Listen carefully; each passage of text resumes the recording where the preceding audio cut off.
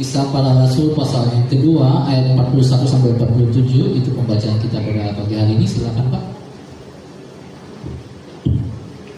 Orang-orang yang pertama menerima perkataannya itu memberi diri dibaptis. Dan pada hari itu jumlah mereka bertambah kira-kira 3.000 jiwa. Mereka bertekun dalam pengajaran rasul-rasul dan dalam persekutuan, dan mereka selalu berkumpul untuk memecahkan roti dan berdoa. Maka ketakutanlah mereka semua. Sedang rasul-rasul itu mengadakan banyak mujizat dan tanda, dan semua orang yang telah menjadi percaya tetap bersatu, dan segala kepunyaan mereka adalah kepunyaan bersama. Dan selalu ada dari mereka yang menjual harta miliknya, lalu membagi-bagikannya kepada semua orang sesuai dengan keperluan masing-masing.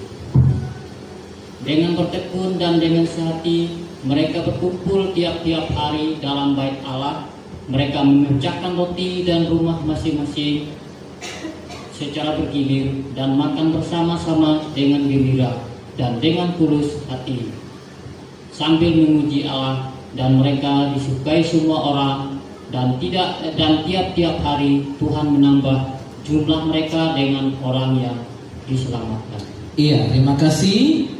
Tema kita sekali lagi Bapak Ibu, pertumbuhan dan perubahan dalam hidup orang percaya, dalam Kisah Rasul 2:41 sampai 47. Bapak Ibu yang diberkati oleh Tuhan Yesus, kalau berbicara tentang pertumbuhan dan perubahan, saudara, ketika kita lahir dan kita menjadi besar, kita bertumbuh, dan pasti ada namanya perubahan. Betul Bapak Ibu? Dan mungkin Bapak Ibu kalau kita bertumbuh, kita sering ekonom, kita kecil. Yang pasti kita bertumbuh semakin hari semakin besar. Betul Bapak Ibu? Ya. Dan ketika dalam masa-masa pertumbuhan Bapak Ibu, ya, itu ada asupan-asupan gizi. Ya, mulai dari kecil Bapak Ibu, balita di bawah usia 6 bulan itu masih mungkin pakai susu ASI ataupun susu formula. Betul Bapak Ibu ya, yang punya anak bayi. Kemudian mulai 6 bulan ke atas udah mulai empasi. Empasi itu artinya apa tuh empasi? Bumil, apa empasi Bumil? Bukan makan nasi. Makanan pendamping ASI. Waduh. Ya. Itu dia. Ada makanan pendamping ASI. Ya, makanan lembut. Kemudian nanti ketika 1, 2, 3 tahun udah mulai makan nasi, makan roti, makan segala macam. Nah, itu Bapak Ibu. Asupan-asupan gizinya Bapak Ibu itu beraneka ragam. Kan begitu Bapak Ibu? Ya. Nah, saudara, demikian Bapak Ibu kehidupan rohani kita, pertumbuhan kerohanian kita Bapak Ibu juga demikian, ada asupan-asupan gizi, di mana setiap hamba-hamba Tuhan kalau melihat jemaat Tuhan yang memang mungkin saat ini dalam pertumbuhan iman mereka, mungkin masih dalam bayi, yang mungkin masih makan makanan lembut, tetapi posin itu dah Tuhan masaku. Betul? Posin itu lagi bayi pada Tuhan.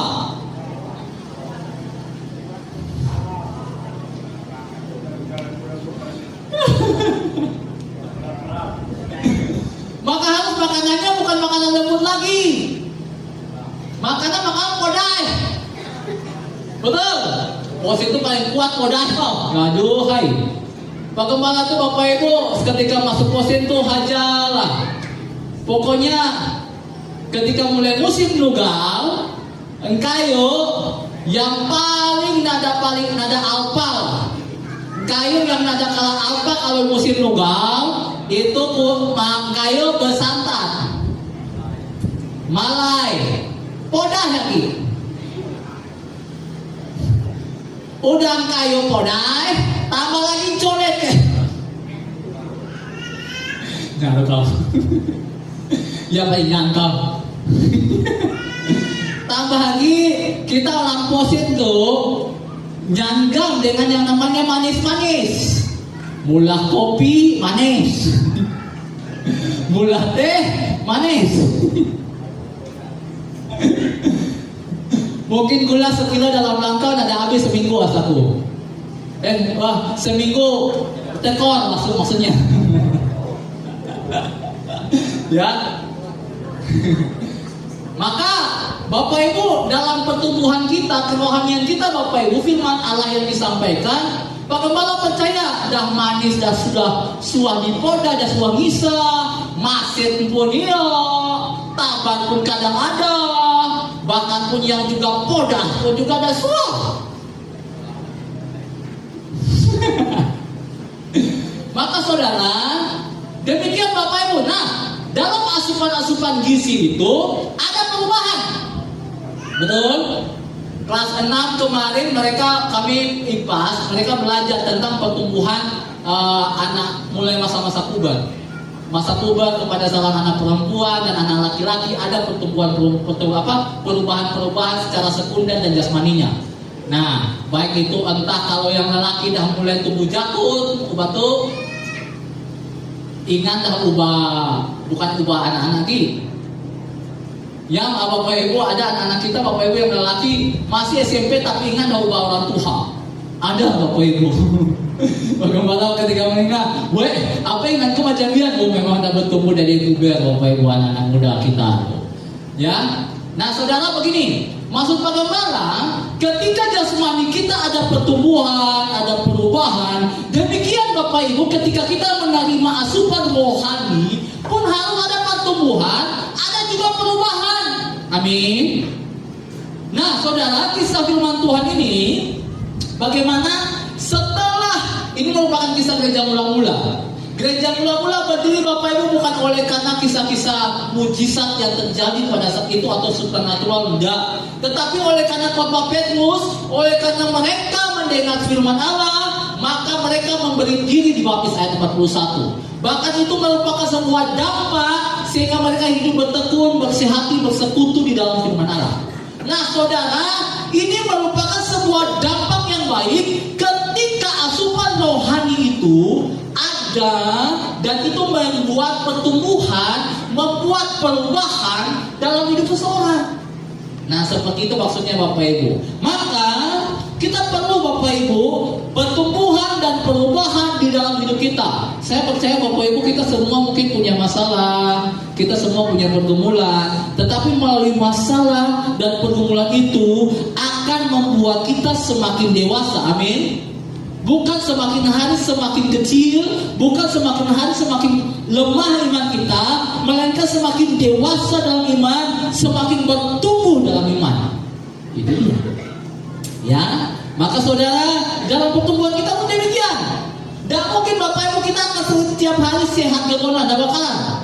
Kita pasti akan mengalami yang namanya sakit, entah mau di mulut, entah mau di parah, asam urat, darah tinggi, asam lambung, banyak komodi kita tuh. Sama dalam kehidupan kerohanian pun bisa komodi, lomau, ya, acuh tak acuh, iri hati, dengki, dendam, banyak komodi kita tuh. Nah, untuk caranya, ngobatinya Bapak Ibu. Nah, saudara, ada dua hal saja yang Pak Gembala mau bawa untuk kita pada hari ini dalam firman Tuhan ini Bapak Ibu. Yang pertama yang kita mau renungkan, yang pertama adalah pertumbuhan dan perubahan dalam hidup kita itu hanya karena anugerah Tuhan. Itu yang pertama. Itu hanya karena Tuhan yang berikan. Saudara Bapak Ibu. Bapak Ibu lihat baik-baik. Gereja pertama lahir, coba lihat Pak, ayat 41. Ayat 41. Saudara lihat baik-baik. Gereja pertama lahir, orang-orang yang menerima perkataannya. Perkataan siapa? Perkataan Petrus. Petrus dia ngapain? Dia kasih kata-kata apa? Dia memberitakan bahwa Yesus itu yang telah kamu salibkan, dia telah mati tetapi Allah membangkitkannya. Dan dialah yang menjadi juru selamat. Maka mereka yang menerima itu Bapak Ibu memberi diri dibaptis.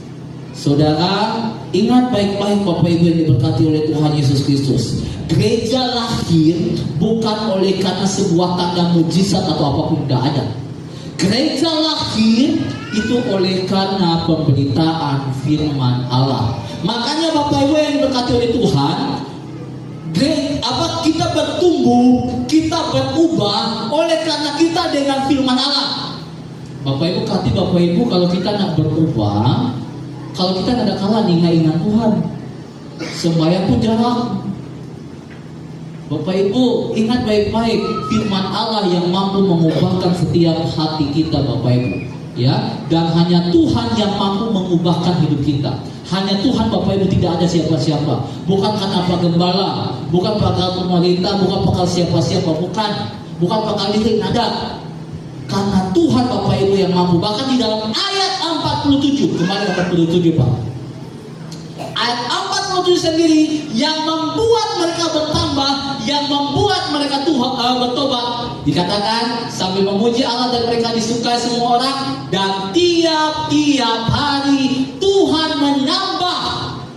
Tuhan menambah, bukan Petrus menambah, bukan rasul-rasul menambah, bukan murid-murid yang menambah, tapi Tuhan yang menambah jumlah mereka dengan orang yang diselamatkan. Maka saudara yang Pak Gembala mau tekankan, mau soroti di sini, perubahan hidup kita itu oleh karena Tuhan Yesus Kristus.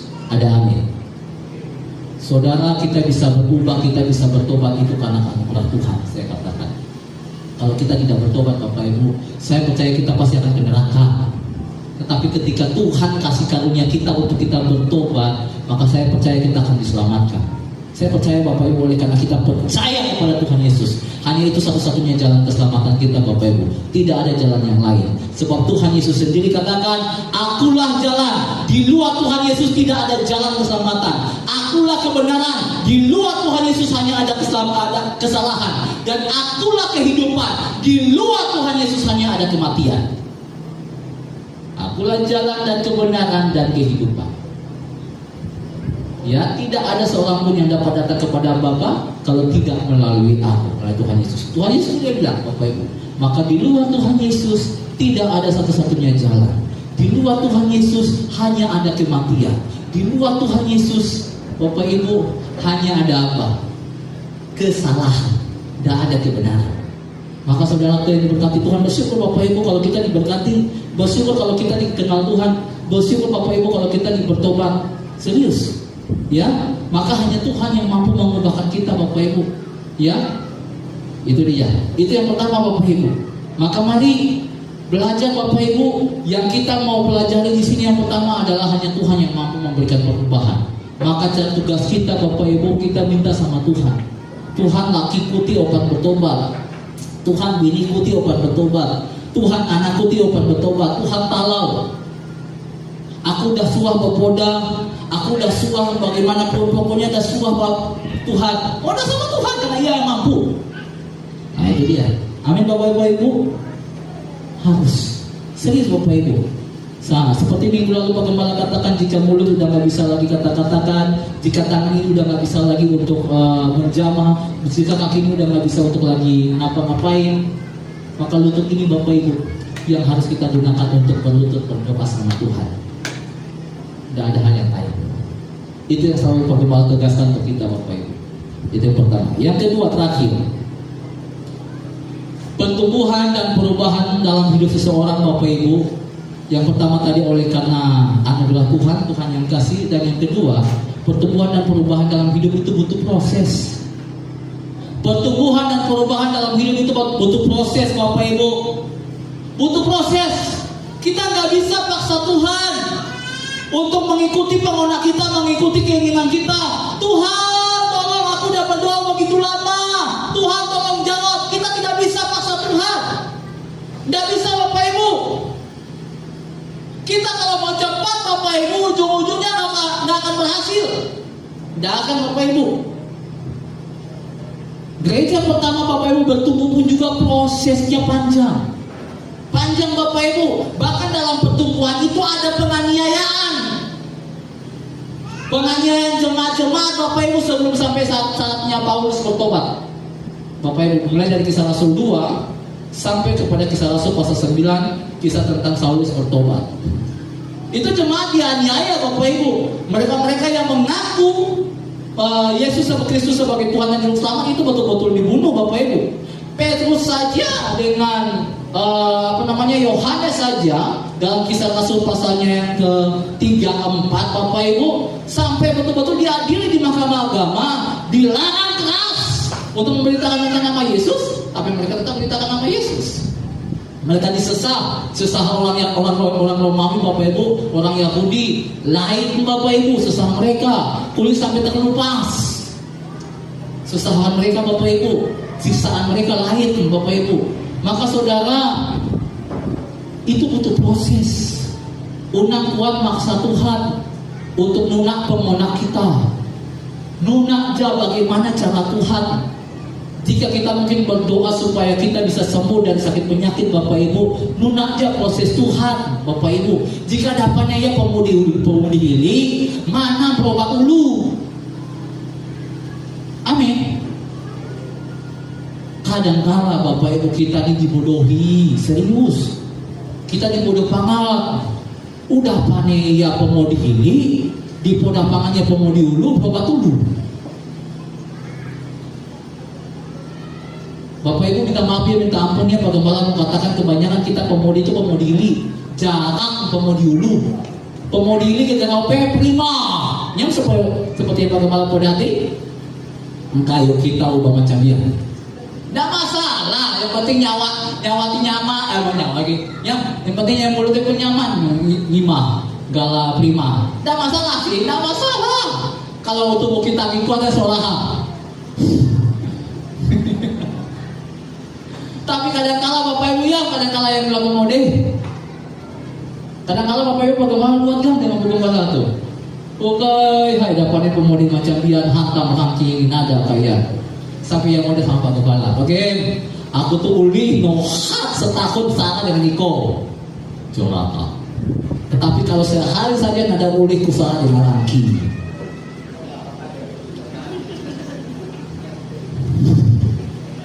Sehari saja masalah dengan anaknya, salah mati aku di kubu kepala. Nyaku kau. Belaki kau dengan anaknya kau macamnya.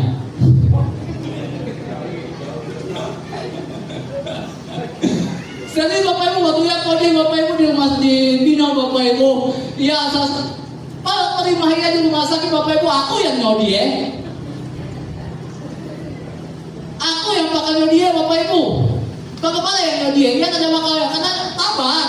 Maksudnya ada podai. Harus podai sampai nangis doang. Ngaruh kau. Manusia itu kau lagi podi ya. Sekali pas kami tanya ke dokter, Pak dokter gimana? Pak Nepe gimana podas? Kok bisa? Wow, menyala.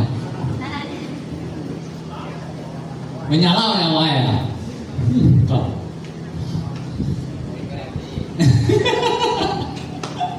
Ya, maka saudaraku, maksud bagaimana begini?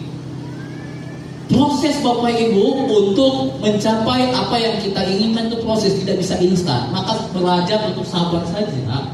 Sabar saja. Bagaimana pun dia, bagaimana pun body udah berapa lama, toh aja. Ya toh aja berpantang. Oh, belum atau kembali positif kau, nyala kau kuat berpantang. Mereka tuh orang body. Kena pengguna nyawa makin menderita bagaimana? Betul. Kayak guys, ya. Maka saudara sama dalam pertumbuhan kita ingin supaya laki kita ataupun bini kita ataupun anak kita bertobat, itu proses Bapak Ibu. Prosesnya dari mana? Dari kita, ya, dari kita Bapak Ibu, ya, dari kita.